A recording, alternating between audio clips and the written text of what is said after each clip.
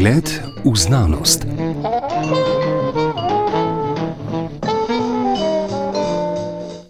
Lep pozdrav vsem, ki nas poslušate. Tokrat govorimo o monografiji, ki je šla pri založbi Springer, to je pač mednarodna založba, v obliki prostega dostopa zaradi stroškov, ki so jih imeli avtorji, torej ki prihajajo iz inštitutov in univerz. Najprej naj predstavim današnja gosta, dr. Matija Zorn iz Geografskega inštituta Antona Melika ZRC SAZU, kjer deluje na oddelkih za geoinformatiko in za geoznanosti, in z ljubljanske filozofske fakultete z oddelka za zgodovino, izredni profesor dr. Peter Mikša, zgodovinar. Izhodišče je, kot rečeno, zbornik v zbirki Historična geografija in geoznanosti, torej diskurzi ker je pač vse v angleščini, poskušam neposredno prevajati, diskurzi o gorstvih, o gorah v Črni gori in Sloveniji. To je zbornik, ki obsega več kot 500 strani, mislim, da 45 avtorjev. Dr. Mikša, kako ste prišli na zamisel, da pripravite tako obsežen zbornik o hribih in zgodovinskih zapisih o njih obeh dežel? Hvala lepa za vprašanje in lep pozdrav vsem poslušalcem. Seveda, ta zbornik oziroma ta znanstvena monografija je rezultat preteklih dogodkov in dejanj. Torej tole, kar smo predstavili in kar smo pred nekaj tedni dobili iz tiskarne, je stvar, ki se je začela odvijati pred 10 leti. Takrat smo s kolegi iz Črne gore spostavili na nek način prve stike. Naša javna agencija za raziskovalno in inovacijsko dejavnost Republike Slovenije daje možnost v svojih takih manjših bilateralah, da spostavimo neke stike, se mrežimo. Pred 10 leti smo vzpostavili to mrežo, dobili bilateralo, ki je bila vezana na tematiko planin. V smislu planin, Črnogorci temu rečejo katuni, pri nas ne govorimo tukaj o planinstvu, ampak o planinah, pašništvu. Torej, a niso katuni hiše? Katuni so v bistvu gospodarska področja, planšarije, no tako je. In to je v bistvu bila vzporedno ideja tudi pri nas. Mi smo jih gostili na naših planinah v Julijskih Alpah in Kamniško-Savinjskih. Oni so nam predstavili svoje zgodbe, tako pač dediščinsko kot v bistvu gospodarsko, kako je pri njih to potekalo in kako poteka danes. Potem smo to sodelovanje nadgrajevali tako, da smo v bistvu izbrali še neke nove teme. Naslednja, na primer, zgodba sodelovanja je bila, da smo govorili o simbolnih gorah, svetih simbolnih gorah. Imamo zelo dobro paralelo, Slovenci in Črnogorci, mi imamo svoj Triglav, oni imajo Lovčen, ki ni njihova najvišja gora, daleč od tega, ampak je pa zelo pomembna za njih, in potem smo pač v sklopu tega govorili in jaz sem v sklopu te bilaterale tudi ostal v Črni gori za 3 mesece. To je pač ta naša raziskovalno-pedagoška stvar, ki jo moramo oddelati, če želimo dvigniti habilitacije. In takrat, ko sem bil 3 mesece pri njih na Zgodovinskem inštitutu v Podgorici, smo prišli do res konkretne ideje, da to sodelovanje nadgradimo ali v smislu nekih projektov, še boljše pa mogoče v smislu neke knjige, monografije, kjer bi primerjali zgodbo ljudi in gora v Črni gori in Sloveniji. No, zdaj hitro ste seveda, glede na to, da gre za zgodovinsko geografijo, prišli do kolegov geografov, ne. Matija Zorn, prej, ko smo se pogovarjali, je vaš kolega omenil, da ste organizacijski, pa ta pač uredniški del koordinacije, ali čeprav razumem, v veliki meri je ležal na vas, ne. Vi se tudi precej z geografijo hribov ukvarjate, jaz pravim kar hribov, no. Zgodovinska geografija, ne. To je tako široko področje in predvsem zanimivo, ne. Kako ste se potem v okviru tega projekta, torej opis diskurzov o gorah, lotili? Lep pozdrav še v mojem imenu. Jaz sem prevzel pač vlogo, da sem nekako koordiniral uredništvo te monografije. Predvsem zaradi tega, ker smo na našem inštitutu že imeli nekaj izkušenj z publikacijami pri mednarodni založbi Springer, smo že prej nekaj knjig objavili pri njih, sprav smo imeli vzpostavljene kontakte, navezave in nekako je bilo potem z naše strani najlažje potipati pri založbi, ali bi jih ena taka monografija o gorah Slovenije in Črne gore zanimala. Vedeti moramo, da je založba Springer multinacionalka, se pravi, oni živijo globalno od prodaje knjig, njih zanimajo visoke naklade in tudi za njih je malo dvorezen meč, ali bi izdali knjigo, ki je povezana z dvema državicama, Slovenija 154 na svetu po velikosti, Črna gora 60+. In ja, je bilo treba pač jih prepričati, zakaj ravno ti državici. Ampak moram reči, da so zelo hitro pograbili zadevo, ker smo predstavili stvar, da gre za sicer gore vezane na dve državi, ampak gore vezane širše. Gore vezane na identiteto, gore vezane na kulturno pokrajino, gore vezane na odnos ljudi do gora in tako naprej. In nekako jih je to očitno potegnilo, da so rekli, ja, v redu, lahko s tem projektom nadaljujemo in ja, bomo izdali vašo publikacijo. Ena stvar je to, kako so ljudje pač glede na klimatske razmere, recimo, če govorimo o tem evropskem loku Alp, se vedno više uspenjali, zaradi naravnih nevarnosti, ki seveda v gorah pretijo, Lepota gora, tako imenovana, ki je precej sodoben fenomen, je stvar tega, ko so Angleži začeli v Alpe hoditi v koncu 18. stoletja. Ker že nemški klasični filozof Hegel je rekel, pri gorah ni kaj, tam preprosto so. Skratka, gore so bile nekako simbol nevarnosti. Dokler niso začele nastajati planšarije, kjer so poleti gnali živino, a kamoli hribi in stene, kamor so se potem uspenjali pustolovci, so gore predstavljali samo nek oddaljen, mogoče lep, ampak nevarno okolje. Kako se zgodovinska geografija loteva tega fenomena? Ja, v preteklosti je bilo tako, Gore so predstavljale neko naravno geografsko oviro, prepreko, ali pa politično, kakorkoli vzajemo. In v gore smo se podajali takrat, predvsem zaradi tega, ker smo se morali. Pač gospodarska korist ali pa katera druga nas je silila tja, ali zaradi lova, ali zaradi, bomo rekli, raznih naravnih virov in tako naprej. In tako kot danes smo rekli, romantičen pogled na gore 19. stoletja je pač povezan s tem, da smo kar naenkrat imeli na razpolago prosti čas. Dokler ni bilo prostega časa, takrat po gore, pač nismo hodili zaradi tega, ker bi nas to veselilo. Prej smo hodili zaradi tega, ker smo enostavno morali tja hoditi. Kaj pokaže ta zbornik? Kdo se je najprej zgodovinsko začel zanimati za ta lok od vzhodnega dela Alp, torej naših julijskih in kamniško-savinskih, pa potem skozi Dinarsko pogorje praktično do albanske meje z zdajšnjo Severno Makedonijo. Zdaj, sama zgodovina ali pa kronologija raziskovanja gora na splošno je bila zgolj en del te monografije. Mi smo v sklopu te monografije želeli pogledati zelo široko na gore, v bistvu gore kot prostor identitete, kot simbolno mesto, kot prostor kolonizacije.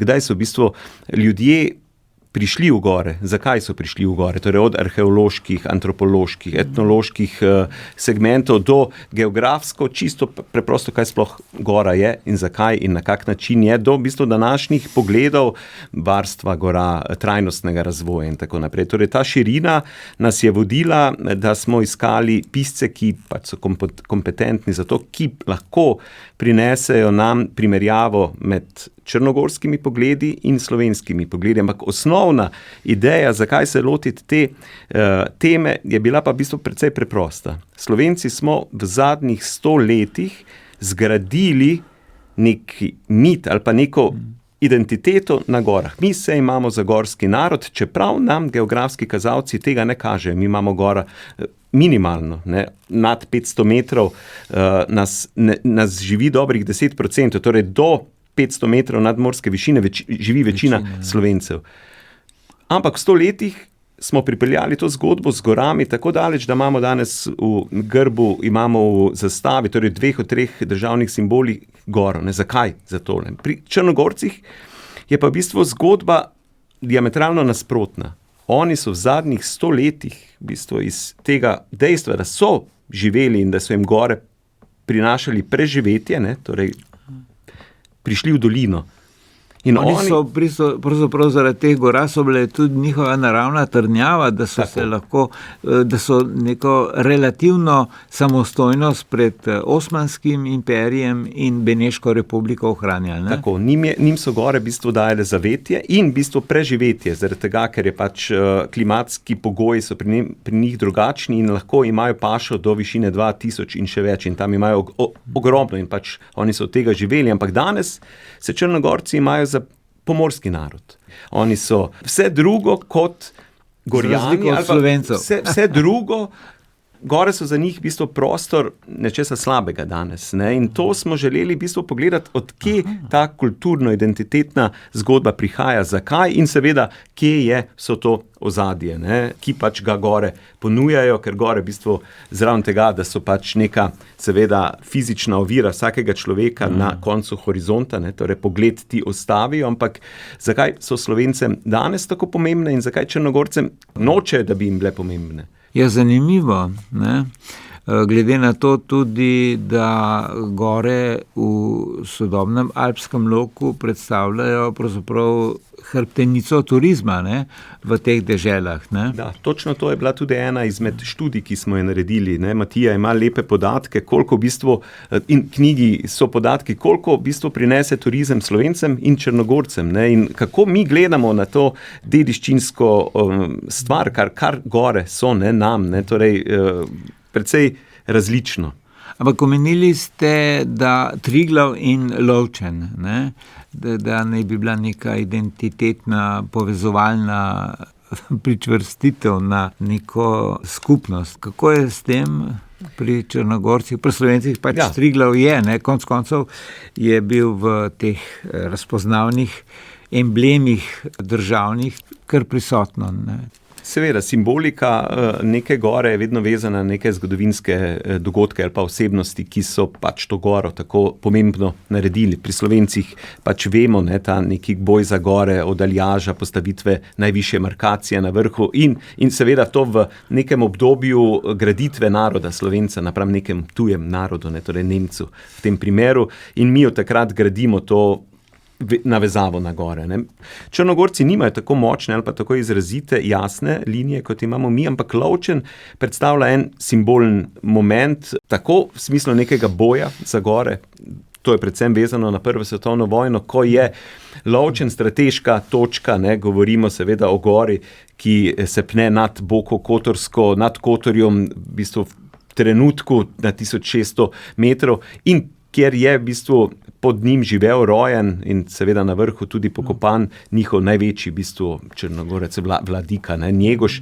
Zanimivo, ne, da tudi Slovenci, generacije, ki so seveda se rodile ali pa ki so živele v nekdanji Jugoslaviji, je Lovčen na nek način tudi kraj spomina ali pa en prostor, ki ga zelo dobro poznamo, ker smo se v njem učili, so se učili seveda Gorski Vjenac, Njegoš in tako naprej v šoli, v kurikulumu je bilo veliko te tudi južno ali pa jugoslovanske literature. No in tako, Lovčen je mesto zelo pomembno za njih, ne tako v smislu graditve neke ali pa neke zgodbe, kot jo imamo mi, ampak predvsem vezano na to, da so mu dajali veliko vlogo prav zaradi mavzoleja, zaradi Njegoša. Ne. No, v Gorskem vencu Njegoš opisuje pot do povezave večno pretepajočih se črnogorskih plemen. Ne. Skratka, gre za vojno, za identiteto, ki se dobi na drugačen način, kot recimo Prešernova Zdravljica, ne, ki je zelo postala himna, ne, državna. Zdaj, v tem zborniku, kjer je sodelovalo kar nekaj, seveda večinoma iz Slovenije in Črne gore, avtoric in avtorjev, so tudi, mislim, da 2 Nemca, pa ne bom še se spomnil točno, kdo še. Še Srbija smo imeli. Še Srbije, ne. Rekel sem že, da ima zbornik 7 poglavij, zadnjo je res da sklepno, ne, ker sta vidva urednika skupaj z 3. urednico, ki jo še nisem omenil, iz Črne Gore, raziskovalko Olgo Pelcer-Vujačič. Predno govorim na to vprašanje, bi samo pojasnil še nekaj za nazaj. Zakaj morda v Črni Gori izgubljajo to gorsko identiteto in tako naprej? Veliko je to povezano tudi s tem, da oni imajo velike težave z depopulacijo gorskih in pa hribovitih območij. Moramo vedeti, da v Črni Gori je povprečna nadmorska višina 500 metrov višja kot v Sloveniji, kar pomeni, da imajo tudi v hribovitih in pa gorskih območjih bistveno več naselij kot v Sloveniji in v zadnjih desetletjih se ta naselja zelo hitro praznijo. To potem potegne na sabo ne samo, da je število prebivalcev manjše, seveda prihaja do opuščanja zemljišč, prihaja do zaraščanja in tako Slovenija kot Črna Gora sta med bolj gozdnatimi območji v Evropi. Obe državi imata gozda več kot okrog 60% na državnem teritoriju. In v zadnjih stoletjih so bile tukaj kaj velike spremembe. Na začetku 20. stoletja je imela Slovenija približno 60% gozda, danes ga ima okrog 40% gozda, danes ga ima okrog 60%. In to seveda pomeni, da so se zgodile neke zelo bistvene ekonomsko-socialne spremembe v pokrajini, da je do tega prišlo. No, v tem zborniku, mislim, imate precej področje, recimo kulturna dediščina, naravno okolje, z vseh možnih vidikov, mogoče jih povzamete, kateri poleg ta geografija, ne, ali pa naravno okolje.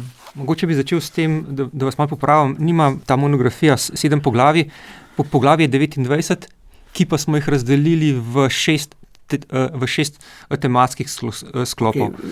Sklopov, no se opravičujem, v bistvu sem mislil kot mogoče nisem najdel izraza za samo da bojo mogoče poslušalci razumeli, da pač je poglavij res veliko, ne, 45 avtorjev, 19 poglavij, tako da kar velik zalogaj je bila ta knjiga. In če pogledamo, kako smo nekako probali oblikovati to interdisciplinarnost področje, ki se ukvarjajo z gorami, smo tukaj zaobjeli. Geografi in zgodovinarji smo bili že omenjeni, arheologi so sodelovali zraven, etnologi so sodelovali zraven, gozdarje smo povabili, celo arhitekte smo uspeli pridobiti za neko poglavje, tako da smo res skušali zaobjeti čim bolj to, kar nekako združuje zgodovinska geografija. Vsa ta področja, ki sem jih zdaj naštel. Ni bilo lahko zaradi tega, ker nismo imeli posebnega projekta, ki je bil tukaj namenjen, se pravi, vsi avtorji so sodelovali na prostovoljni ravni, se pravi, so morali riskirati svoj prosti čas, da so napisali poglavja in jih je treba bilo prepričati. Hvala Bogu je pa tako pri raziskovalcih, da ker smo entuziasti, bolj ali manj vsi z veseljem pristopimo k takim stvarem. Če smo povabljeni in kakor vidite, odziv 45 avtorjev, lahko rečemo, da je bil kar uspešen. No, omenili ste arhitekte tudi, ne? A je to mogoče tisti del, ki govori o fenomenu gorskih bivakov? Tako je, oni so se pač ukvarjali v enem poglavju, kako umestimo. V Črni Gori jih ni, ne? Ali so? Mislim, da ne. Ampak poglavja, nažalost tukaj nismo uspeli dobiti, bomo rekli, črnogorskega poglavja. Na začetku ste omenili, je bilo omenjeno, da smo pač skušali narediti neke vrste primerjalne analize, ne, med Slovenijo in Črno Goro, oziroma gorovji in hribovji v Sloveniji in Črni Gori. Do neke mere nam je to pri določenih tematskih sklopih uspel, pri vseh pa ne. Zaradi tega, ker, kot sem rekel, ni bilo lahko pridobiti avtorjev in tudi če smo recimo v Sloveniji dobili nekega avtorja, ki se je ukvarjal z višinsko kolonizacijo, nam recimo v Črni Gori tazga avtorja ni uspelo dobiti. Tako da tukaj v takem primeru imamo slovensko poglavje, ki pokriva neko temo, potem za Črno Goro pa tega nimamo.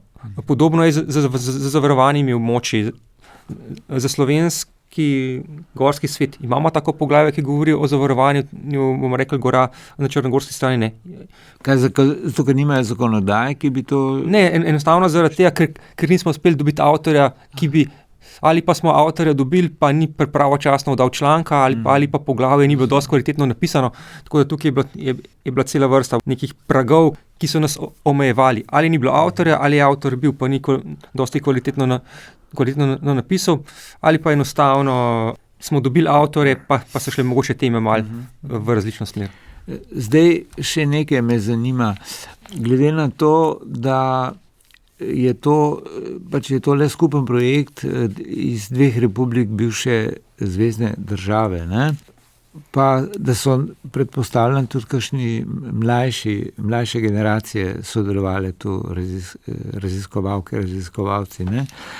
A se mogoče je poznala kakšna razlika v tem, kaj ste dobili na koncu koncev, v različnih paradigmah, ali torej paradigma, kako se nekdo loteva raziskav prostora in časa? Kakšno informacijo je dobila? Jaz bi rekel, da niti ne. Tukaj so nekako, bomo rekli, raziskovalni standardi so po celem svetu bolj ali manj jasni, tako da vsi vemo, kako je treba pristopiti k raziskavam, tako da tukaj kakšnih bistvenih razlik jaz nisem videl. Ne, vsekakor ne. Je pa zanimiva ena druga stvar, in sicer, da je bil vmes, kar se sodelovanja tiče med nekdanjimi republikami in raziskovalci iz teh republik, viden en očiten prelom nekega obdobja, ko ni bilo nič sodelovanja. Ne? In to pomeni, da smo mi v bistvu tista neka generacija, ki smo danes srednja generacija raziskovalcev, ko smo spet spostavili stike. Ne? Imamo starejšo generacijo naših, kolegov na fakultetah ali ki so v bistvu sedaj že v penziji, so v pokoju.